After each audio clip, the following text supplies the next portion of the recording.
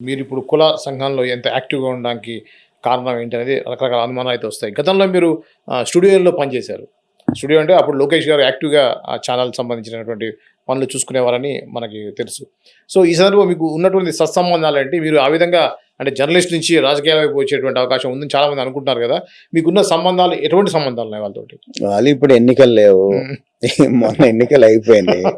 ఎన్నికల కంటే ముందు గూడా హ్మ్. ఆంధ్రప్రదేశ్‌లో, హైదరాబాద్‌లో, తెలంగాణలో అనేక కార్యక్రమాలు జరుగుతున్నప్పుడు గత ఎన్నికల ముందు ఆంధ్రప్రదేశ్‌లో అమరావతి వేదికగా గాని, విజయవాడ వేదిక గాని, లేదు కాకినాడ, విశాఖపట్నం, గుంటూరు, ఇతర జిల్లాల్లో, ఇతర ప్రాంతాల్లో జరిగిన కార్యక్రమాలు గాని, నాయి సోషల్ మీడియాలో ఉంటాయి హ్మ్. కార్యక్రమాలు. అవును. దాదాపుగా ఎన్నికల ముందు ఒక్క విజయవాడలోనే దాదాపు 23 కార్యక్రమాలు చేశాం. హ్మ్.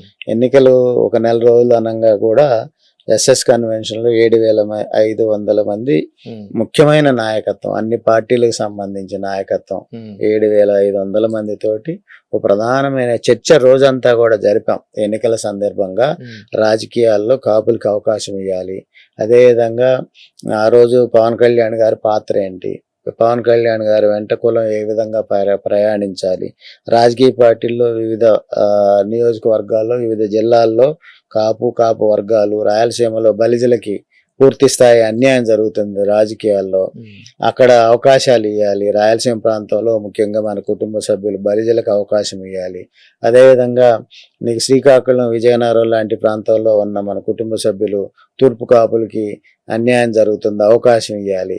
ఈ విధమైన విధానాలతో అనేక డిమాండ్లతోటి ఆ రోజు నీకు ఎస్ఎస్ కన్వెన్షన్లో పెద్ద ముఖ్యమైన ప్రతినిధుల సమావేశం జరిపాం. అటువంటి సమావేశాలు దాదాపు విజయవాడ వేదికగా అటువంటి పెద్ద స్థాయి సమావేశాలు ఒక 7 జరిపాం. ఇటువంటి కార్యక్రమాలు ఎన్నికల ముందు కూడా జరిపాం. అప్పుడు కూడా ఇటువంటి చర్చ జరిగింది. ఆయా రాజకీయ పార్టీల్లో నుంచి ఆహ్వానం కానీ, గౌరవంగా అంటే ఉంటే బాగుంటుంది అనుకోవటం కానీ జరిగింది. కానీ ఏదేమైనా గత 30 సంవత్సరాలుగా జర్నలిస్ట్గా పనిచేస్తూ రాజకీయాలు వద్దు, రాజకీయాలకు లేకుండానే మనం ఉండాలనుకున్న నేపథ్యంలో పనిచేస్తున్న పరిస్థితుల్లో రాజకీయాలు అనేవి 100% వద్దనుకునేదే నా ఆలోచన. ఓకే. వద్దనుకునే ఆలోచన. హ్మ్. ఎట్టి పరిస్థితుల్లో కూడా రాజకీయాల్లోకి వెళ్ళకూడదనే ప్రయత్నమే చేస్తా ఉన్నా. 100% రాజకీయాల్లోకి వెళ్ళను. ఓకే. మీరన్నట్టుగా స్టూడియోలో పనిచేశాను నేను. హ్మ్. పెద్దలు అదే నాన్నే శ్రీనివాస్ గారి యాజమాన్యంలో పనిచేశాను నేను. హ్మ్. అదేవిధంగా లోకేష్ గారు మిత్ర బృందం, అభిష్ట గారు, రాజేష్ గారు చూసే ప్రక్రియ సందర్భంలో కూడా యాజమాన్యం ఉన్నప్పుడు కూడా నేను స్టూడియోలో కూడా పనిచేయటం జరిగింది. అంటే ఒక ఎంప్లాయీగా పనిచేసే పరిస్థితి. వాళ్ళు పెద్ద నాయకులు. కాకపోతే ఎవరి దగ్గరైనా మనం యాజమాన్యం ఏదైతే నిర్దేశించి ఆదేశిస్తుందో దానికి అనుగుణంగా పనిచేస్తాం. జర్నలిస్ట్గా ఉన్నాం కాబట్టి ఆయా బాధ్యతలు నిర్వహించాం. దానికిను అంటే ఇప్పుడు నేనేమి ఇది కాదు, నాకు వాళ్ళంటే గౌరవం తప్పనిసరిగా. అన్ని రాజకీయ పార్టీల పెద్దల్ని గౌరవిస్తాం. అందరూ కూడా ఓ జర్నలిస్ట్ సంఘ నాయకుడిగా, జర్నలిస్ట్గా ప్రధానమైన భూమిక పోషించాం కాబట్టి, హైదరాబాద్ వేదికగా ఎలక్ట్రానిక్ మీడియాలో దాదాపు 25 సంవత్సరాలు పనిచేశాం కాబట్టి, వివిధ ఛానల్లో editor, input editor, bureau chief ఇట్లాంటివన్నీ కూడా పనిచేశాం కాబట్టి సత్సంబంధాలే ఉంటాయి. నేనేమి వేరే కోరికలేం కోరను కూడా. కులానికి సంబంధించిన అంశంలో ఏదైతే లక్ష్యాలు రాజకీయ పార్టీలు, ప్రభుత్వాలు చేయగలిగే అంశాలు ఉంటాయో వాటి మీదే పోరాడతాం, దాని మీదే ముందుకెళ్తాం. అది ఇప్పుడు ముఖ్యంగా మీరు ఒక 12 అంశాలతోటి ఒక డిమాండ్ని ఒకటి మీరందరికీ కూడా మెమోరాండం ఇవ్వడం జరిగింది. ఇటీవల కాలంలో అన్ని పార్టీలకి కూడా మీరు ఒక మెమోరాండం ఇచ్చారు. ఈ సమస్యలు తీరే దిశగా మీరు ఏ పార్టీలు మీతో ముందుకు వస్తున్నాయి. ఇప్పుడు ముందు మీరు ఇచ్చిన దాంట్లో మొదటి పాయింట్ కాపు, తెలగ, బలిజ, ఒంటరి కులాలను ప్రత్యేక బీసీ రిజర్వేషన్ కల్పించాలి అనేది మొదటి పాయింట్ పెట్టారు. సో 2 రాష్ట్రంలో కాపు, తెలగ, బలిజ, ఒంటరి, తూర్పు కాపు, మున్నూరు కాపులపై జరిగే దాడులు అరికట్టే విధంగా చర్యలు తీసుకోవాలి. అంటే ప్రత్యేకించి మీరు అనేది కాపుల మీదనే దాడులు జరుగుతున్నాయి అంటారా? ఈ యొక్క ప్రభుత్వంలో దాడులు అరికట్టాలి అని అంటే కాపుల మీద దాడి జరుగుతుందని చెప్పి మీరు పాయింట్అవుట్ చేస్తున్నారా? అంటే జరుగుతున్నాయి కదా. ఇప్పుడు నీకు అది రాజకీయ కోణంలాగా కనిపిస్తుంది. కాపుల మీద అంటే ఇప్పుడు నీకు రాష్ట్రంలో 20% ఉన్న కాపు వర్గం అంటే దాదాపుగా 1 కోటి పైన కాపు ప్రజలు ఆంధ్రప్రదేశ్లో ఉన్న నేపథ్యం ఉంది. అనేక ప్రాంతాల్లో దాడులు జరుగుతున్నాయి. దాడులు జరిగే వాటిని అరికట్టం అనేది సహజంగానే కుల సంఘం, కాపు బలిజ వర్గాల కోసం పనిచేసే సంఘం అనేక ప్రాంతాల్లో జరిగే దాడులు పెట్టి దీనికి ఏమి కాపు వర్గాలకి ఎస్సీ యాక్ట్ లాగానో ఇంకో లాగానో కాపాడుకునే చట్టం అనేది లేదు. ఏదైతే రాజ్యాంగం కల్పించే హక్కు దానికి సంబంధించి మనం పోలీస్ స్టేషన్లు ఆశ్రయించడం, తద్వారా న్యాయం చేయటం అనేది ఒకటి. దాడులు అనేవి రకరకాల కోణంలో ఉన్నాయి. అంటే భౌతిక దాడులు, అదే విధంగా ఆర్థిక మూలాల మీద దెబ్బ కొట్టేటువంటి దాడులు. అంటే ప్రముఖ వ్యాపారస్తుడు ఉంటాడు, ఆ ప్రముఖ వ్యాపారస్తుడి మీద కనబడని దాడి టార్గెట్ ఉంటది. అది విభిన్నమైన కోణంలో ఉంటది, అక్కడ రాజకీయ కోణంలో ఉంటది, ఆర్థికంగా అతన్ని అనగొట్టే పరిస్థితి ఉంటది. ఇది ఆ వ్యాపారస్తుడు మాత్రమే, నలిగిపోయే వ్యాపారస్తుడు మాత్రమే చెప్పగలిగే పరిస్థితి ఉంటది. ఈ పరిస్థితుల నుంచి మా కులానికి సహాయం చేయండి అనేది ప్రభుత్వానికి అప్పీల్ చేస్తున్నాం. దాంట్లో ముఖ్యమైన అంశం ఇంకొక రకమైన దాడి.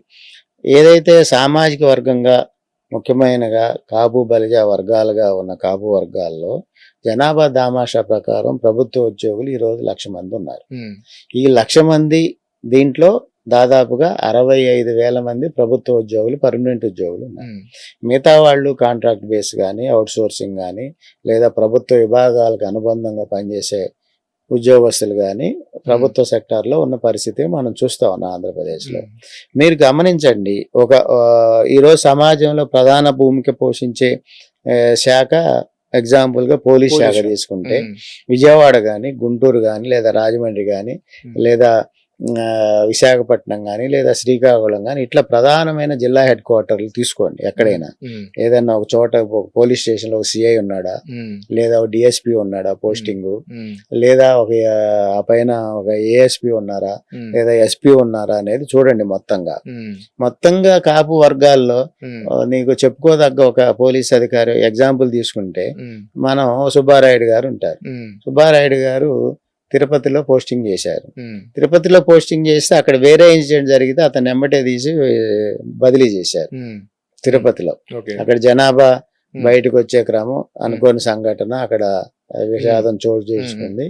కానీ ఎస్పీని బాధ్యుని చేసి అక్కడ సస్పెండ్ అతన్ని అక్కడి నుంచి మార్చారు. నీకు ఇతర జిల్లాల్లో కొన్ని చోట్ల సడన్ గా ఒక సిఐ పోస్టింగ్, ఒక ఏసీపీ పోస్టింగ్ జరిగితే 24 గంటల్లో అక్కడి నుంచి ఏదైతే కాపు వర్గాలకు సంబంధించిన కుటుంబ సభ్యుల్ని అయిన ఆ సిఐని, ఆ ఏసీపీని 24 గంటల్లో అక్కడి నుంచి మార్చారు. విశాఖపట్నం వేదికగా ఒక శాసనసభ్యుడి స్థాయి నాయకుడు ఒక సిఐ పోస్టింగ్ అడిగితే ఇవ్వలేదు. ఇవ్వకపోగా ఏది కాపు వర్గానికి సంబంధించిన సిఐని ఇవ్వకపోగా ఇతర వర్గానికి సంబంధించి బలమైన వర్గానికి అక్కడ పోస్టింగ్ ఇచ్చారు. అంటే ఒక ఎమ్మెల్యే అడిగిన నేపథ్యం సిఐ పోస్టింగ్ జరగలేదు. అంటే మరి దీన్ని ఏమంటాం మనం? దీన్ని ఏమంటాం అంటే అక్కడ శాసనసభ్యుడు తన వర్గానికి సంబంధించిన ఒక పోస్టింగ్ అడిగారు, జరగలేదు. అంటే పోలీస్ శాఖలో ఎక్కడా కూడా ఫోకల్ స్థానం అనేది మొత్తంగా ఆంధ్రప్రదేశ్ లో కాపులకి, కాపు వర్గాలు, రాయలసీమలో బలిజలకు గాని, ఇటు తూర్పు కాపులకు గాని, ఇటు కాపులకు గాని ఎక్కడా కూడా పోస్టింగ్ అనేది లేదు. మరి దాన్ని కూడా నేను దాడిగానే భావిస్తా. నేను అది ఉద్యోగస్తుల మీద దాడిగా భావిస్తా. దాన్ని నేను ప్రభుత్వానికి రిక్వెస్ట్ చేస్తున్నా. ఏమనంటే దామాషా ప్రకారం మా కుటుంబ సభ్యులైన కాపు బలిజ తూర్పు కాపు వర్గాలకు సంబంధించిన ఏదైతే కుటుంబ సభ్యులు ఉద్యోగస్తులు ఉన్నారో దామాషా ప్రకారం ఫోకల్ స్థానాలు ఇవ్వాలి కదా. మరి ఆ డిమాండ్ ని అడుగుతున్నాం. దాన్నే ఉద్యోగస్తుల మీద దాడిగా నేను భావిస్తున్నా.